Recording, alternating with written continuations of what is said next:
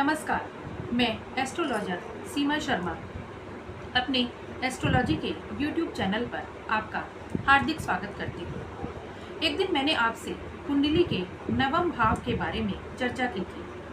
आज मैं विस्तार से उसके बारे में आपको बताना चाहती हूँ। आप जानते हैं कि हमारी कुंडली में 12 घर होते हैं, लेकिन कुंडली का जो नवम घर है, जो नवम भाव है, वह सबसे अधिक महत्वपूर्ण है, क्योंकि यह भाग्य का स्थान माना जाता है। यानी हमारी कुंडली में अगर सभी एस्पेक्ट्स, सभी चीज़ें ठीक ठाक होंगी, लेकिन अगर हमारा भाग्य का स्थान, स्पेशली जो हमारे भाग्य को बताता है, अगर वो ही कमज़ोर होगा, तो हमें हर काम को करने में, अपनी ज़िंदगी में हर चीज़ को प्राप्त करने में हमें बहुत अधिक मुश्किलों का सामना करना पड़ेगा।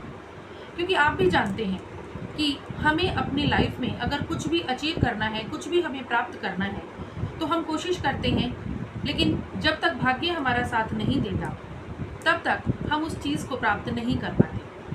तो इसका मतलब यह हुआ कि हमारी कुंडली का जो नवम भाव है, वह भाग्य का भाव है, वह बहुत अधिक महत्वपूर्ण माना जाता है। तो हमें कुंडली में यह देखना होता है कि हमारा जो नवम भाव है, जो नवम घर है हमारी कुंडली में, वह किस ग्रह से संबंधित है, उस नवम घर का कौन सा ग्रह स्वामी है और वहाँ पर कौन से ग्रह बैठे हुए हैं।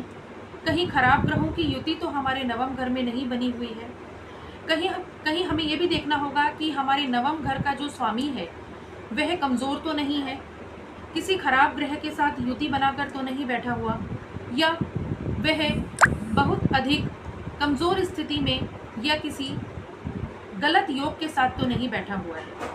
क्योंकि मैंने अक्सर देखा है कि यदि हमारी कुंडली में बहुत सी चीज़ें ठीक नहीं भी होती हैं, मैंने कुछ कुंडली ऐसी देखी हैं जहाँ पर बहुत सारी चीज़ें ठीक नहीं होती, लेकिन सिर्फ नवम भाव मजबूत होता है, स्ट्रांग होता है और व्यक्ति के सारे काम बहुत आसानी से बनते चले जाते हैं। तो इसका मतलब यह है कि सबसे पहले हमें अपनी कुंडली के नवम भाव को मजबूत करना होगा।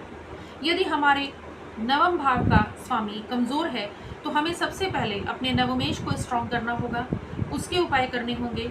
और यदि खराब ग्रह वहाँ पर कोई बैठा हुआ है या खराब ग्रहों की युति वहाँ पर बनी हुई है, तो हमें उन ग्रहों का भी उपाय अवश्य करना होगा। इसलिए आप सारी चीज़ों पर ध्यान देने से पहले अपने नवम भाव पर ध्यान दीजिए, अपनी कुंडली का विश्लेषण कराएं और देखें कि कहीं आपके कुंडली के नवम भाव का स्वामी तो पीड़ित नहीं है, कहीं वो कमज़ोर स्थिति में तो नहीं है, कहीं वो अस्त तो नहीं है, नीच का तो नहीं है। अगर ऐसा है तो सबसे पहले आपको अपनी कुंडली के नवम भाव के स्वामी का विचार करना होगा, उसका उपाय करना होगा और उसके साथ ही जो ग्रह हमारे नवम भाव में बैठे हुए हैं उनका भी उपाय अवश्य करना होगा। तभी हम अपनी कुंडली में जो और योग अच्छे बने हुए हैं उनका अच्छा फल प्राप्त कर सकते हैं। नहीं तो नवम भाव के स्वामी अगर कमज़ोर स्थिति में है, तो अच्छे फलों का, अच्छे ग्रहों का, अच्छे योगों का फल प्राप्त करना भी हमें बहुत अधिक मुश्किल हो जाता है। तो आप अपनी कुंडली का अवश्य विश्लेषण कराएं, हमारे YouTube चैनल को सब्सक्राइब करें और बेल आइकन को ज़रूर क्लिक करें। धन्यवाद।